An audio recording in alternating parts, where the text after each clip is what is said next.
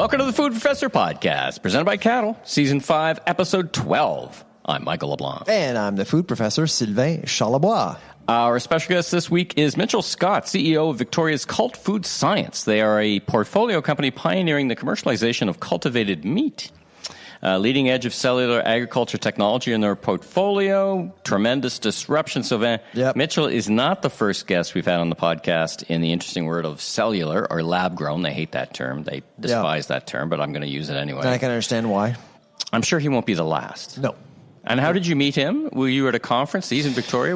How did you guys cross each other's path? Well, we connected virtually, and yeah, absolutely. And I'm always, as you know, I'm always attracted to new technologies, changes, because we need to innovate as much as possible. And I think he brings his company, his group actually brings in a breath of fresh air, I guess. And without challenging, I mean, food is traditional, but every now and then you kind of want to stir the pot a little bit with some new technologies. So right now we're really at a early stage from a regulatory perspective, knowing or understanding what is going to happen. But I do believe that at some point there's going to be some space given to that kind of technology. Fantastic. Yep. We are live together in person, That's which right. is super fun. Much better in person. Absolutely, which is why the pod is a bit late today, by the way. It's coming up on the same day. We want to take advantage of that. Second time you this were year. traveling, and I was traveling. So. We could have made it happen because we make it happen when we need to. I was up at 5:30 in Vancouver last week, so we can make it happen we want. We are live at the Coffee Association of Canada's annual conference. Yes. As I said, this episode's a bit late. We are in person here in Markham, north of Taylor Swiftville, also known as Toronto. One of the reasons the conference is up here in Markham is everybody's just running out of Toronto. You know, she just brings such an economy. I know. God bless her, because she brings an Have economy. you heard some of the things that were going on in Toronto, like bus stores and friendship chapels? It's just a thing, man. Oh my God. Like it's so in many ways it's just so impressive. Now, but are Swifties drinking coffee? That's the question. Good question. That's a good question. We would have to know. Well, I think they're doing everything basically. I was on the plane coming back from New York last week last night. I was on the plane last night coming back, and there were Swifties on the plane, and like they're just everywhere, which is just a pile of fun. It's a nice distraction. Huh? It's good. I mean, listen, the hotel prices, if you're not in a city where Taylor Swift shows up, and she's here for 6 days, you know, the hotel prices just went from like $350 a night to $1,800 a night. So it just brings a bit of inflation. I think us in Toronto, we were kind of hoping that Taylor Swift would say, I'm only going to come to Toronto if you finish the Eglinton LRT line. Then it would actually get done after 14 years. I know. Anyway. It would have good. I think Taylor could have actually made things happen. I won't come unless, because they're doing all kinds of stuff, right? They're clearing out finally tents and encampments near Rogers Centre for their safety to get them the hell out of there. Of course. So suddenly things are happening, right? Anyway. Let's get into the news. You know, as we thought would be the case, our episode last week was talked about Trump's. It was fresh off the heels of Trump's election. I guess the new news is that as of today, the Republicans have the thin majority in Congress as well. We thought that might happen. So he's basically hit the trifecta. He's got all levels of government. He's got a lot of power. He's got a ton of power. He's got the Supreme House Court. of Representatives, Supreme Court. He's got popular vote. He's got, barely popular vote. Like the numbers actually trued up a little bit so that he lost. I mean, he's 51. Like it was a little clearer that day or a little more that day, but it's a little less this day. But he's still got a percentage. Doesn't matter. Doesn't matter.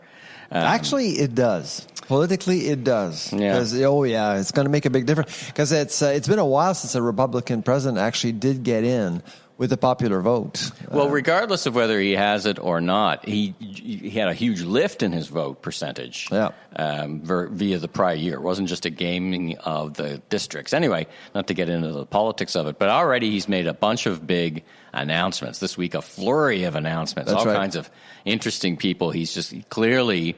You know, you and I talked about this last week. He is going to move with pace, aggressive, be highly disruptive. I mean, he's put basically somebody who's under investigation. Well, he understands Washington now. Well, that's right, because in his first round, he got experts who weren't loyal to him, but experts in subject matter expertise. And now he's kind of abandoned that, right? So now he's if you remember 8 years ago, he was actually interviewing people like The Apprentice. Yeah. I mean, it was just a show. But now he knows that it's just useless. Just go after the appointments and get it over with. And again, we're not a political podcast, but any you've been around, you've been traveling as I have, any feedback from the industry on well, there are still question marks around agriculture, around the FDA as well. There are names thrown around. I can tell you without any doubt that RFK won't be near agriculture or the FDA. That's what I'm hearing. There is a good chance that he may actually be appointed to health. That could be an interesting appointment. Make polio great again, I guess. Yeah, the idea there. That's great. That's great. I don't know, but there's a lot of people are just waiting because the Farm Bill is going to be adopted by the Trump administration, and it's going to be a very wealthy. And for our audience, keep in mind that the Farm Bill's budget is well over $1.6 trillion with a T. That's right. That's more than the Canadian budget. And so it's a massive bill, and we are expecting measures to provide farmers with more insurance, more support, less bureaucracy, i.e. Elon Musk is now the co-chair. What is it? Department of Government Efficiency. The Dogecoin, coincidentally named after his Doge cybercoin. That's right. Exactly. Everything connects, man. Everything connects in a weird way. So as soon as you do that, I mean, obviously, if you have fewer public servants, you're likely to have less bureaucracy. I mean, there's a strong correlation there. Yeah. Because in government, and I teach to future bureaucrats myself, I mean, the whole idea is to justify the existence of your own position. I mean, that's really what often public servants will do in a time of crisis or in a time of change. So I suspect that Mr. Musk will actually change all that, will bring less bureaucracy. And Vinswamy, I don't always get his name right. The guy who was running with Trump, Vinswamy, the two of them are in charge of that's right. So it's not even a government department, but to be clear for the listeners who aren't paying this close attention, you can't just start a government department. It's an act of Congress. That's right. So they're just an advisory group, but they happen to be sitting in on calls to Ukraine. So, That's right. Hey, let me just bring in Elon Musk here and holy shit, man. Yeah, no, it's an interesting approach, but we've gone through that rodeo before. As I mentioned last week, I actually do see Trump's arrival very positively for the Canadian agricultural sector. Now, let's talk about that because I was reading this article and I did a quick post on LinkedIn, Janice Stein, great from the Monk School. She said she pointed out that 78% or some crazy amount of our exports go to the U.S. Of course, not just agriculture. Yeah. What would it be in ag? It would be it's less. About 60. It's about 60%. 60% of ag exports go to the U.S. Ag exports. But that's almost an historical high. So if the U.S. decides to put some kind of cross-border tariff on, that would be bad for the Canadian economy. But you're more optimistic. Are you optimistic that won't happen, or you just say the changes? I don't think it's going to happen. Okay. Because it's ag is less forgiving when it comes to tariffs. Margins are too low. So as soon as you implement tariffs, you can actually get away with some tariffs against China on all sorts of commodities. But any food-related stuff, Americans are going to scream. The American citizens. The American citizens. You're going to be punishing. But wait, don't the countries pay the tariff? I'm kidding. Yeah, sure. Look at Mexico paid for the wall too. But I'm very skeptical. So there are going to be some tariffs, but not across the board. I don't think there'll be some exceptions, and the Trump administration will be very careful not to penalize all Americans, because the one way you can do that is by punishing them at the grocery store. At the grocery store. That's a good point. Let's move on. So it's COP29, Conference of the Parties, as it's known, or Conference of the People that travel across the world burning fossil fuels to get together in an oil-soaked petro state to talk about a bunch of stuff that Americans don't support anymore. Really, it just boggles the mind. Why it's being held in Azerbaijan. Yeah. Did you notice that there's less media coverage? I'm hearing. I have to try very hard to get any information. Listen, for the Canadian public, and this may be, I don't think this is controversial, the arse, as they would say in our friends in Newfoundland, the arse is out of this issue for That's Canadians. Right. And we've proved it from our Caddle study.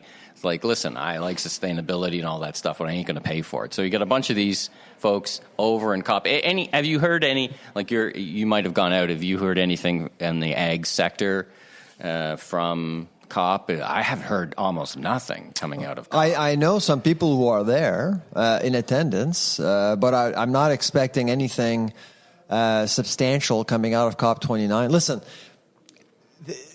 Trump has already said he's pulling out of. So you're right. Trump pulled out of Paris. I've read 2 editorials today mentioning that the COP approach may not be the appropriate one moving forward. So that's one thing. Yeah. Secondly, what is the one thing that COP gave us that is the most significant agreement? It's the Paris Agreement, COP21.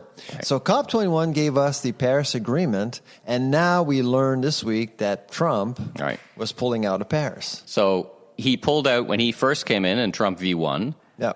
Biden put America back in. Yep. V2, Trump V2 is like, I'm out of that. Yeah, exactly. And so I think it's pushing the world to think differently about climate change.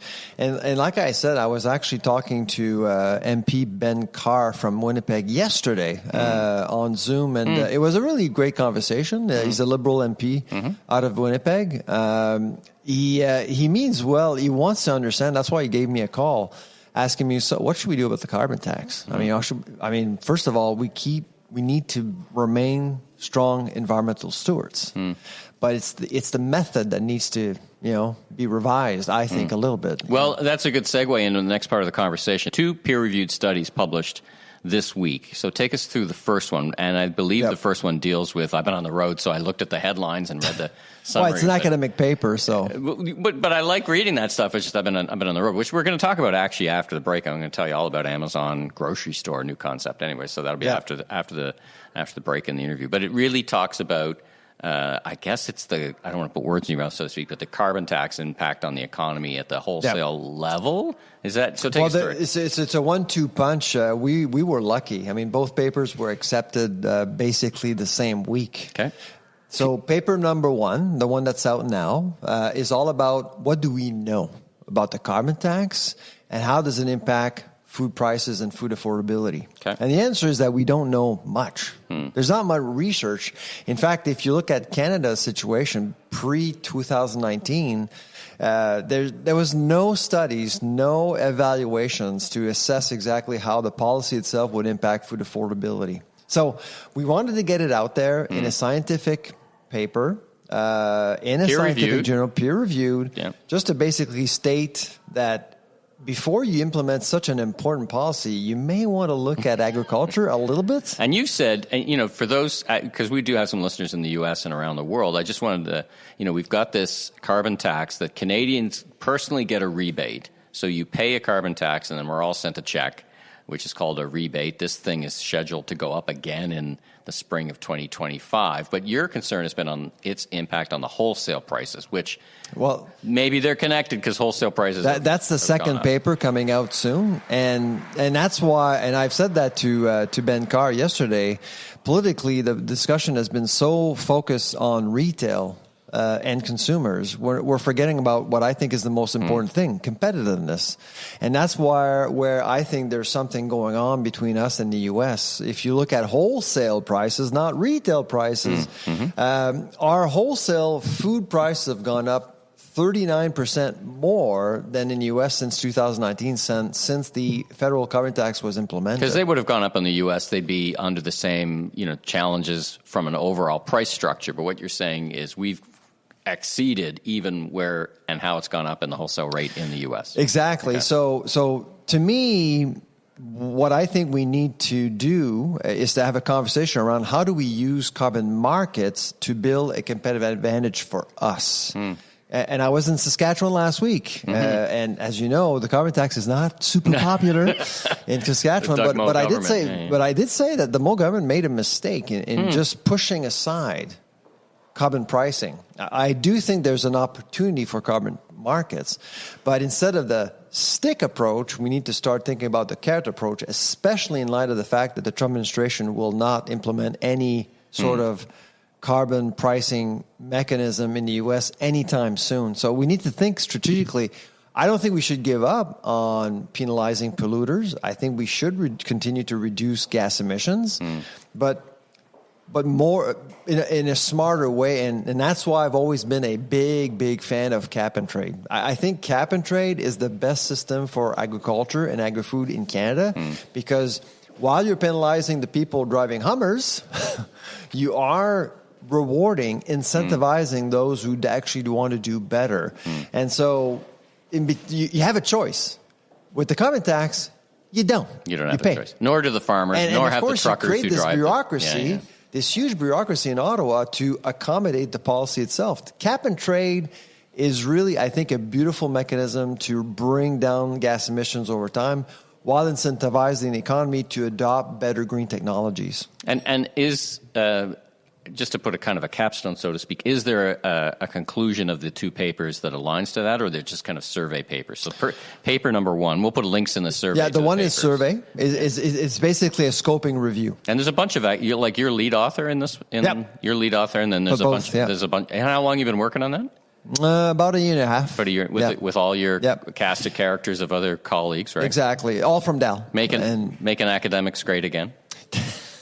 Exactly, but I got to tell you, and this is a message for academia. It's been tough to get co-authors because they see the topic and they say, "Oh, pretty controversial." Controversial. Well, it's not it's political. It's political, which strikes me as actually really interesting. You know, as a non-tenured, eat what I kill kind of entrepreneur. Like, you've got tenure. Like nobody, I know. I imagine that's why academia is in trouble. That's why, because we don't have many professors willing to get involved in very important debates out there, and picking sides. All they have to do is stay off Twitter or X. Right? When's the last time you saw an academic going out there and say, This is an important issue, and we need to find solutions, and we're trying to bring forward solutions and dare to debate without partisanship. Yeah. Janice Stein, I mentioned her earlier. There's a handful, but I think we could see more of it. Because what I see on X is partisanship. Academia is left leaning. You know this, Michael, right? It's left leaning, so it's easy for academics to say, "Oh, I'm pro carbon tax." And I'm not asking questions because that's the best policy ever. And what's being argued out there is the cheapest way to reduce gas emissions, which is partly true. It's true in a sense that you're basically you're penalizing bad behavior, quote unquote. But they don't take into consideration all the rebates. They could take consideration all the bureaucracy and the monster system you have to build to support the policy. And so they don't take that into account. So that's why I've always believed I think we need to adopt a leaner approach. But as I was trying to get colleagues involved in this project, I sensed that a lot of people said, "Oh, that's not for me. I don't want to get involved. Even if I'm tenured, I want to get my promotion." I'm a full professor, tenured. So my job is to make sure that people talk about important issues and that we bring this nation forward and make our agri-food system stronger, more competitive, more efficient. That's all I care, really. Did you see this week? It was a big week for Blue Sky. You ever heard of Blue Sky? Yes.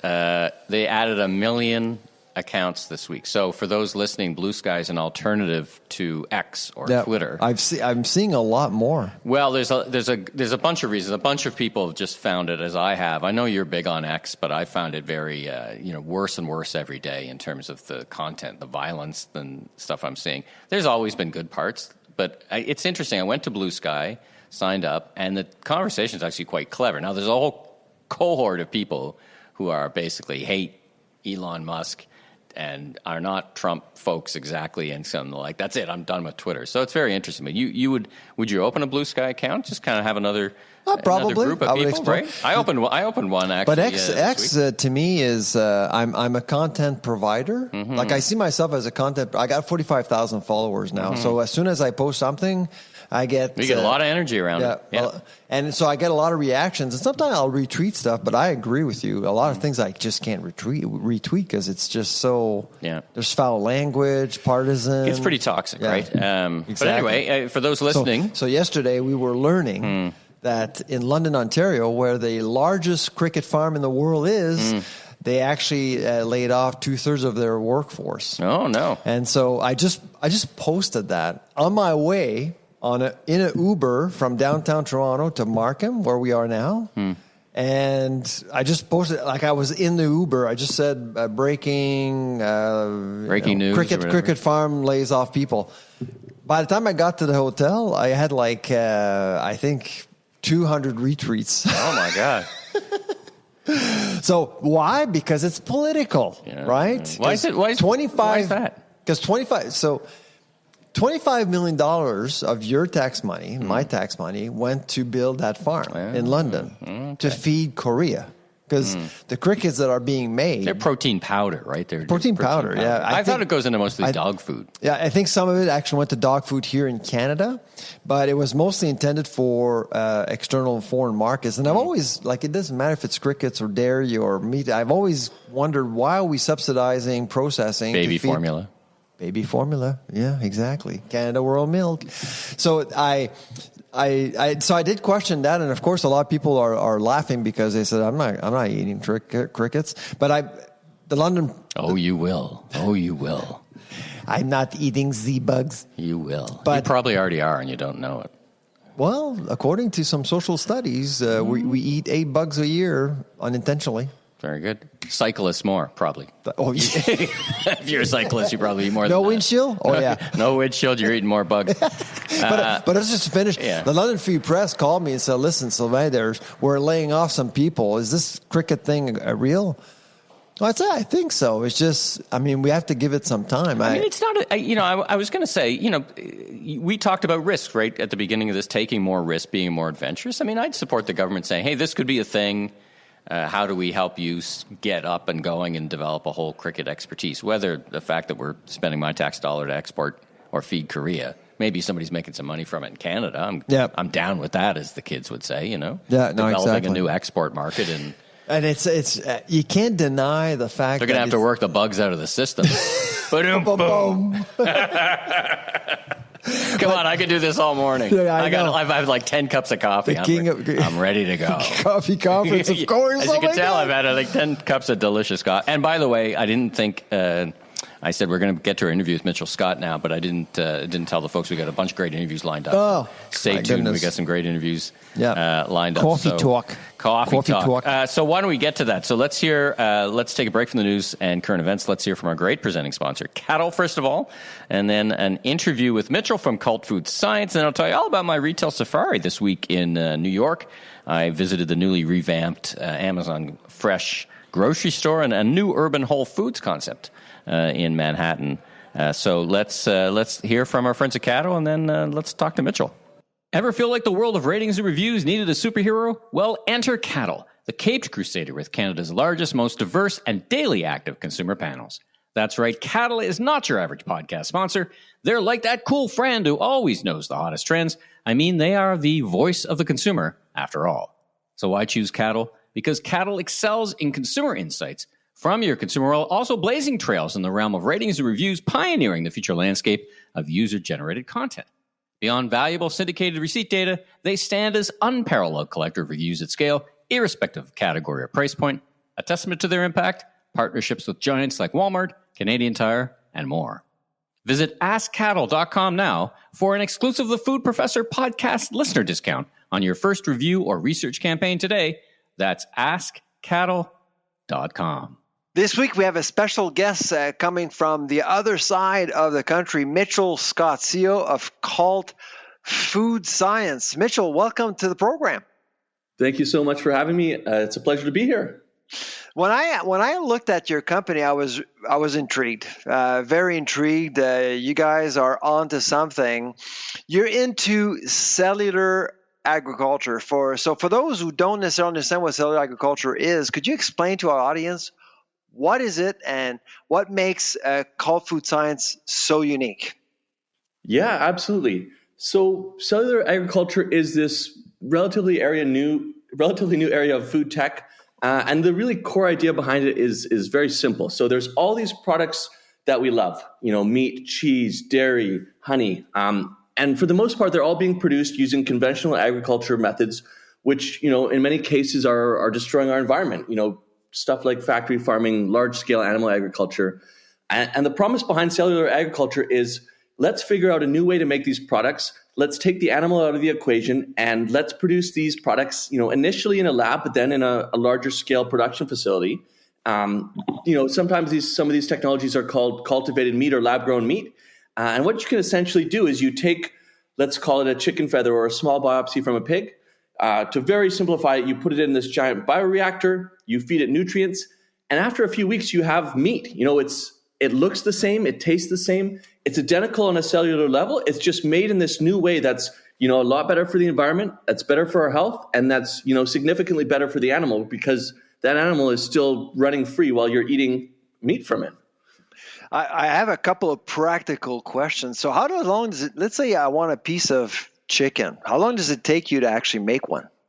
Yeah, it really depends on the technology, on the development and stuff. But you can, there's companies doing it within a few weeks. Wow. And if you look at, and that's the same for beef. Conventionally produced beef can take a couple years. Now they're doing it in 3 to 6 weeks.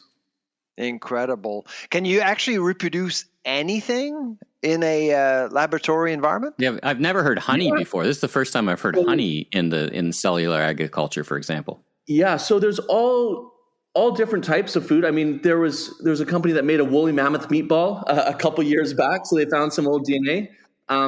But it's not just the center of the plate proteins, meat. Honey, for example, chocolate, about 85% of the world's chocolate supply is under threat from global warming, deforestation. Cocoa futures have been going crazy the past year. So you can produce these chocolate flavors in a lab. You can produce milk. There's just a really wide-ranging set of products that can be produced using these kind of technologies. And what's different at Occult Food Science compared to other cellular agriculture projects that we're hearing out there? Yeah, so there's a number of different companies in the space around the world working on different solutions, for different applications, different product types, enabling technologies, software. A lot of these companies are being funded by traditional VCs. The 3 Bs are all invested. Bezos, Branson, Bill Gates. A ton of private money has been pouring into the space over the past, call it 5 years or so. And that's kind of where Cult started. So Cult is building and investing in some of the first companies in this exciting new field. So we've got 19 different portfolio companies. We've invested very early on, kind of at the pre-seed, seed stage, acquired minority positions in these companies. And then at the same time, we're also publicly traded. So, anybody can purchase shares in our companies and have exposure to these exciting new areas of food tech. So that's kind of part of our strategy. That's where the company started, as this kind of investment issuer, really laser focused on this space. And then over the past year or so, we've kind of shifted a little bit to more of that venture studio or incubator model. So instead of just making passive investments in the space and kind of, supporting as we go along and waiting kind of 5 to 8 years for that liquidity event, we've actually started kind of building and acquiring companies in the space as well. So being more actively involved and really trying to accelerate the process of bringing some of the first products to market in this space. Interesting. So Mitchell, what's your background? You sound like a money guy, or are you a science guy? Or you're a bit of both. What's your background? I wouldn't call myself a money or a science guy. Maybe, I mean, I guess, 9 years or so ago, I co-founded a company in the plant-based food space called The Very Good Butchers. I'd say my interests really lie in brand building, sales, marketing, biz dev. I guess a kind of a blend of the two. Well, it's interesting. So, let's dig into, as you oversee a portfolio of these companies, it's rebranding itself, cellular agriculture, because I think lab grown was seen pretty quickly as pejorative and used against the industry more than to advance the industry. What's it going to take for, we've got some, and Sylvain has shared and we've talked about that some of these companies have gotten approvals from various health organizations. It's for sale in places like Singapore. We talked about lab-grown dairy that was fantastic. Now, what's it going to take to get mainstream acceptance of all this? Like, are we close to that, or are we 20 years away, or is there some kind of breakthrough that will go, this, will be on the plate and accepted versus on the plate and kind of I don't know if not accepted isn't the right word, but you know what I mean? I think the first step is getting it on the plate. I mean, I think, or making it widely available for purchase. As you mentioned, there's a couple companies that, have approval in Singapore. So it's in kind of one store in Singapore. There were some high-end tastings at restaurants in the US. But by and large, these products are not available. So we really don't know what the demand level is if people are going to accept these products. So I think that's a big first step is scaling up production to a certain extent, getting product out there. I think starting in some of these kind of ancillary products, so not going straight for the center of plate protein, makes sense. For example, some of our portfolio companies working on honey, working on chocolate, are already quite far along in commercialization. One of them is a partnership with the largest chocolate producer in Japan. Another one is in hundreds of stores in the US with their honey. And I think you're going to see, some of these larger ingredient companies around the world or larger food producers starting to utilize cultivated ingredients because it makes sense from an economic point of view. So they're able to get a higher quality product for cheaper and start putting it into their formulations. And I think in a lot of cases, people may not know that, exactly that it's a cultivated ingredient. In terms of acceptance. Sylvain, what do you think of that? I mean, Sylvain, you've been an advocate of more transparency than less. I think that there's a bit of a danger zone in a category not being straightforward about that as a component of the product. What do you think about that? Yeah, no, it's there's already, you can feel that there's some skepticism out there coming from consumers, obviously, and I do believe that at some point we need to think about transparency a little bit more at retail for consumers to befriend the enemy, if you will. Okay. We saw that with GMOs. I mean, there's a lot of pushback with genetic engineering, and we're still paying for it. And so I'm just wondering how, Mitchell, how do you see that social contract evolve, I guess, between consumers and cellular agriculture in general? Yeah, I mean, I think it's important to communicate, what the products are, especially when, the companies creating these products are also the ones bringing them to market and, putting it in the grocery store.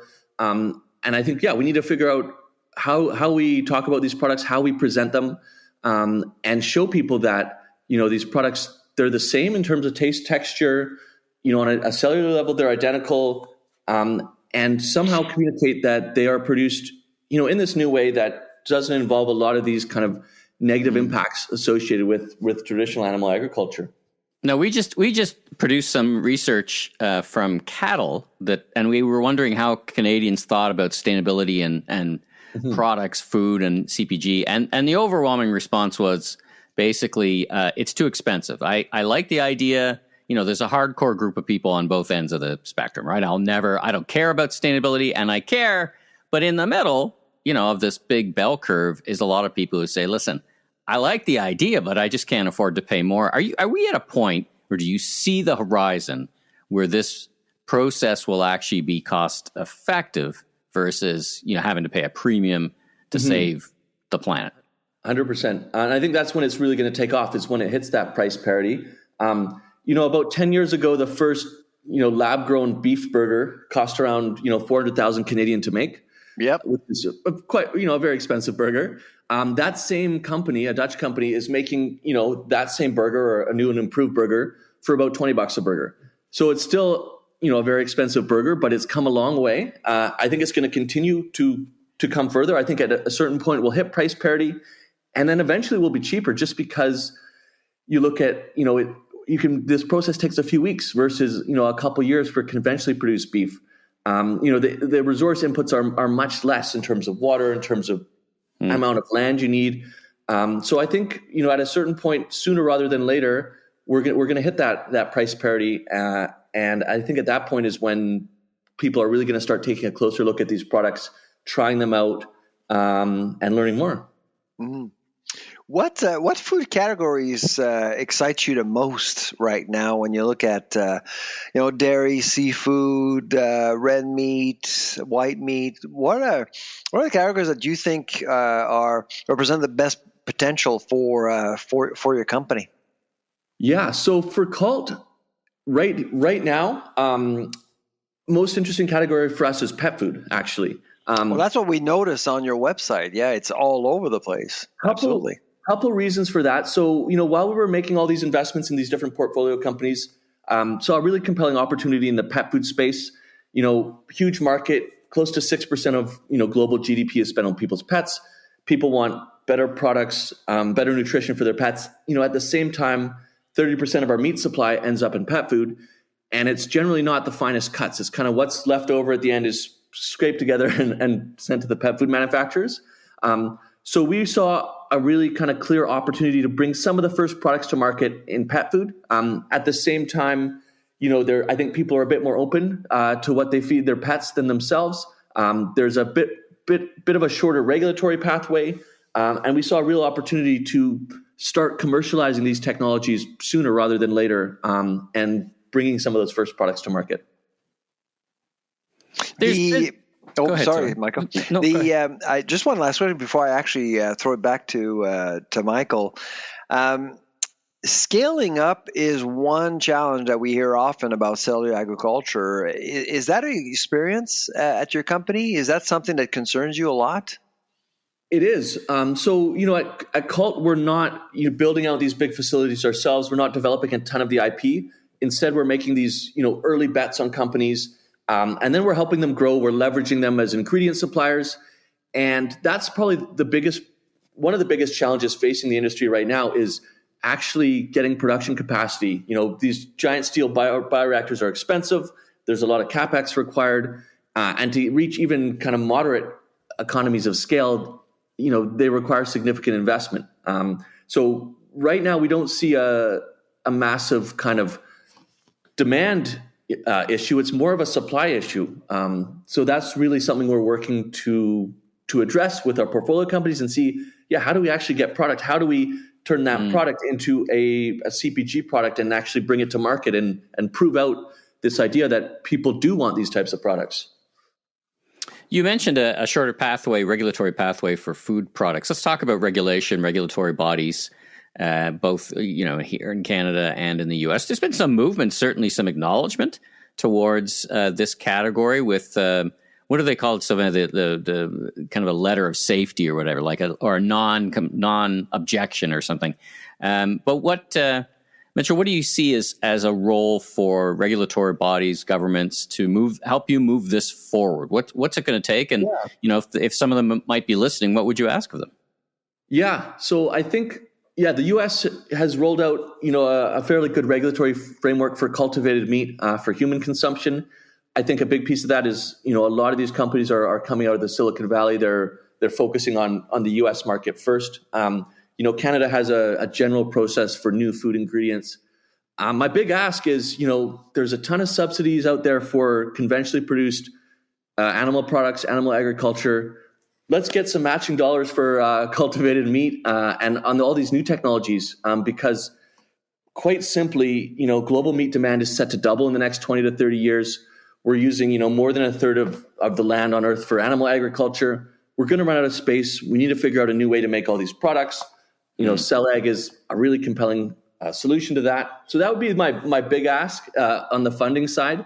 I think, on the regulatory side, if we can work to understand these technologies more, to figure out, how do we help these companies set them up for success and, give them a pathway to bring products to market in a safe, efficient manner so that they can say, okay, well, we've got sales now, we've got traction, people want these products. That really unlocks the next step for them, which is going to be scale. It feels like you got an uphill battle against established players. So in the States, as you would know, several U.S. states have declared that this product cannot be called meat, just in the way that, the dairy folks won the idea that, plant-based can't be called milks. Now, do you see that as a hurdle that you can overcome? Is that something you need help with from the government? Is that a brand issue? What is that issue that you think you can win with?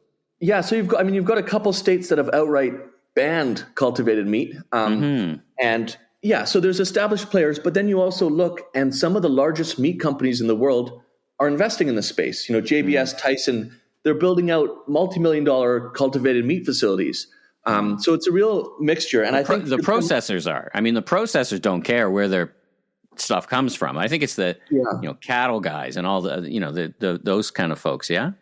100%. That's where I think a lot of the lobbying is coming from. But then you go, a bit further up the chain, and these processors are open to it because they see this shortage of protein coming down the pipeline and want to, essentially, I guess, hedge their business. Sylvain, I have to think. I was just reading your note on the forthcoming price shortages or increases in beef. I got to think economically that there's a big opportunity, but that seems like a natural win for cellular agriculture. Oh, there's certainly. I don't know if you've been following beef prices, Mitchell, but they're rising, and we do expect beef to not only become a premium product, but it will be an affordable product for a lot of Canadians. So I think there's a bit of a window for new technologies like cellular agriculture over the next little while. Because if you look at animal protein, even pork is becoming more expensive, and chicken is not getting cheaper either. So there's something going on with animal protein production that is could actually open up some doors for new technologies. Thanks for tuning in. New episodes of Season 9 will be available each and every Tuesday. So be sure and tell your friends and colleagues in the retail industry. What's the next significant milestone? If you liked our episode, please take a moment to give us a 5-star rating on Apple Podcasts. Short turnaround. And I'm Steve Dennis, strategic advisor, keynote speaker, do you have and best-selling author of 2 books, continue to find Leaders more, Lead, or one of them Transforming Your Company at the what do you Speed see of in the next Disruption, bunch of years? What are you excited Retail, about? How to win I'm excited about a few things. I think the big thing is you can learn more about me, transformation from this passive investment issuer with this incredible portfolio of 19 different companies. And I'm Michael LeBlanc, consumer retail growth consultant and advisor, keynote speaker and media entrepreneur. One company you can learn more about me on LinkedIn. We own 90% of it, focused on the pet food space. We're in the middle of an FDA process with that company to bring some of the first cultivated meat into pet food and have that approval to sell in North America. So incredibly excited about that.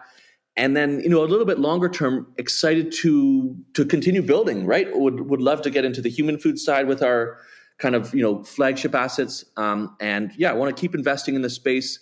I think what I'm most excited for is just seeing the landscape evolve, seeing, some of our portfolio companies, some of the other companies in the space start bringing more products to market, start building that awareness. And I think at a certain point, it's going to become, a real valid, replacement for conventionally produced, animal protein. Mitchell, if folks listening want to get in touch with you, are you a LinkedIn guy? And if they want to learn more about cult food science, where do they go? Yeah, check us out. Cultfoodscience.com. I'm on LinkedIn under Mitchell Scott as well. More than happy to chat anytime. Well, fantastic. Well, listen, on behalf of Sylvain and myself, thanks so much for joining us on the Food Professor podcast. You're not our first guest around cellular agriculture or lab grown. I don't think you're going to be our last either, but you really added a great dimension. So thanks again for joining us. Perfect. Thank you so much for having me. Thank you, Mitchell. Take care. Cheers, guys. All right, we're back. It's interesting because, he's got this portfolio view, so he's trying to spec out in and amongst the portfolio companies which is the best. And we talked about it in the pod a bit, but cellular agriculture has this scale challenge. Like, okay, I get that you can make it in a lab, but how do you make it to feed a lot of people? And so that there's been a fair bit of critique of that. I mean, our friend from Just Egg and Just... They've got some, and both of these, I think we said it in the interview, but both of these have got initial, from both sides of the border, approval that it's safe, right? That first level of approval from CFIA and from the FDA, right? Yep. Okay. Yep. Anyway, so I'm sure, like I said, he won't be the last guy we'll be talking about. No, not at all. It's an emerging field, but it's. I do expect that some legacy sectors, if I want to call it that way, will resist. Are resisting. Sure. I mean, that's not openly. Not openly. Or some are very open. I mean, in America, you're going to be open about everything now. Like, there's no. In America, they're very open. I'm actually in Texas next week, and I love Texas. And I'll be talking. I love Texas, right? I know. Where are you going in Texas? College Station's Texas A&M. Texas A&M. Yep. And my talk is going to be lab-grown meat. Fantastic. And I'm going to call it lab-grown meat. Well, lab-grown. That's what everybody calls lab-grown. it. Lab-grown. Remember the Just Guys. That's pejorative. Rancher's logo. Don't describe it as pejorative. Let me tell you about my trip. To kind of wrap up the episode, let me tell you about my trip to New York. So I do this bus tour in January. There's a big retail show in January.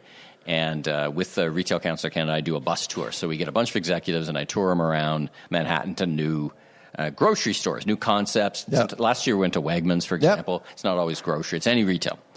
So I go down in November to kind of do the scouting. Where am I going to go? Figure out logistics. Yep.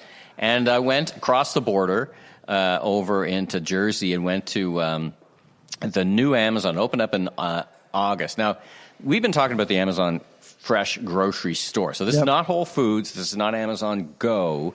This is Amazon Fresh. Fresh. It's a full scale. They built 40 of these. They mothballed 20. They didn't think they had it right. They started with the Just Walk Out technology. They thought that would be the killer app, right? That kind of shop it like you stole it, kind of grab stuff and go. Totally revamped the concept. I was very impressed. So a couple of highlights. You walk in, and if you're an Amazon member, you can use their new smart carts. Now, smart carts are not anything new. I mean, Empire's been using, but so you sign in with your Amazon. You got a code on your Amazon. If you're Canadian and you want to go down there, you got to switch your country to America because there's no code that generates. And then the cart now knows it's you, it's Michael, and then everything gets billed to your account, and it knows you're a Prime member, and it knows all these things. But what's super interesting, the cart works like everybody knows. You scan stuff, you put it in. Like I could put my knapsack bag in the cart, and you can say, this is not a food item, take it out. Like take it off the weight. Because the cart's very sensitive, actually. It measures everything. You can put food in there. It does the weighting and everything. Super, super interesting. You don't have to have one of these carts, by the way. Yeah. You don't have to do any of this. You can just walk in and just shop it. But what happens is, in the ceiling, instead of cameras, there's 1 million QR codes. It knows where you are with that cart every step of the way. What? And on the screen is offering you discounts and offers and Prime member offers that coordinate to the products in the aisle as you walk down the aisle. And I always for my very favorite mayonnaise, Duke's mayonnaise. Right, to Duke's. I don't know why we don't carry it in Canada. It's close to a crime. I can give you a couple of reasons. It's close to a crime. Anyway, talk about the listing fees. No, let's talk about the mayonnaise cartel. I see one type of mayonnaise. Anyway, Duke's mayonnaise, my favorite. They're not from Anyway, I go on about Duke's. Yep. So I'm like, okay, I want to find Duke's. And I type it in. There's a search bar. So there's a little screen on the thing. And it says, it's an aisle 3. And then it gives you a map. And it shows you the map. And it shows your cart going to the map. Like you're navigating like in your car. It's like an Uber, but it's you. And it's all done from the QR codes in the ceiling. Wow. And it's just such... I was impressed. They were in stock. It was a big store, fresh merch, the fresh thing. But boy, they were hammering on the deals, right? You could see in America, it's like value, value, value. It's super interesting. Right next to it was an Aldi. And Aldi's that super hard discounter, of course, yeah. Right? Here's my last observation, and I'm going to write more about this. In the store, and we went there like 8:30 in the morning on a Wednesday, not a busy time. Yep. Lots of associates moving around, but not a lot of customers. There was 3 or 4 of us, and it's a full-size grocery store. At the Aldi, 20, 30, 40 customers at the same time because we walked back and we're like, maybe they're not doing so well. But what we observed was associates filling bags, picking and packing online orders for pickup, and we saw 48 orders being picked on that floor when we were there. Wow. So the physical people aren't in the store, but they're ordering for pickup, and the Amazon associates were going around picking the order. 48 orders going when we were there. So if you think about that, you just bends your mind, right? Yeah. And, of course, it's a super efficient process. And the execution is outstanding. Execution was outstanding, which has not always been the case for Amazon in physical retail. But my observation is they really got a lot of things right in this execution. So anyway, and then interesting. In Manhattan... So you think it's going to work? I think so. I mean, I think they got their pricing right. They certainly got automatic shelf tags. They got everything. But technology doesn't win. That's what they learned. It's just the intersection. They've actually connected Prime and you as a member to benefits, and the cart I like the cart. There's actually general benefits for it, right? Yeah. Of course, you're scanning stuff in. I like that. You take it out, it takes it out, all that great stuff. Yeah. I brought a bunch of stuff home. As much as I could carry, I lugged it around. Anyway. That's right. Guess what? Dukes has got mustard now, so I brought some mustard home from my Dukes. God. Anyway, some other fun stuff that's hard to get or impossible to get here in Canada. We should start like something. Like we should start a... Well, if we only knew somebody at Loblaws. Let's make mayonnaise. If we only again. knew somebody, it is great. If we only knew somebody at Loblaws, maybe we can get them to carry Dukes. Hey, anybody listening? Hey, Loblaws, yes, Loblaws, great opportunity. And by the way, shout out to Loblaw. They are opening their first non-Canadian store next month. That's right, the TNT store in Seattle. Fantastic. Yep. Para mentioned that, and they came out with their quarterly results yesterday, very strong, and they were just. But it's not a new announcement, but they are actually opening up their first TNT store in Seattle. Well, best of luck. Isn't it ironic that while we're looking for new competition in Canada and that we have a Minister of Innovation dialing for grocers, we have Canadian grocers going to the U.S. It's a bigger market. Just throwing it out there. Just throwing it out there.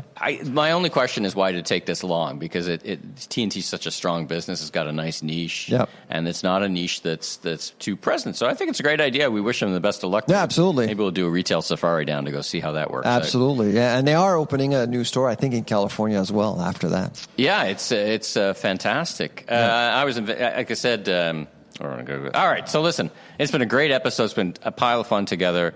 And I think it's the last time we'll get together, but we'll be together again next year. We'll be at Seattle next year. Yep, absolutely. Together and whatever else we do. So you're on stage with our good friend Tony Chapman. Tony Chapman. In a little bit. I think he's been drinking a little too much coffee. Well, you know. It's hard to tell. He doesn't need a lot of coffee. He has one. He's he's on 11 all the time. Anyway, he's great. Such a great host. Yeah. Well, listen, let's wrap the episode. I'm Mike LeBlanc, media entrepreneur, consumer advisor, growth advisor for businesses, and keynote speaker, and you are? I'm the food professor, Sylvain Charlebois.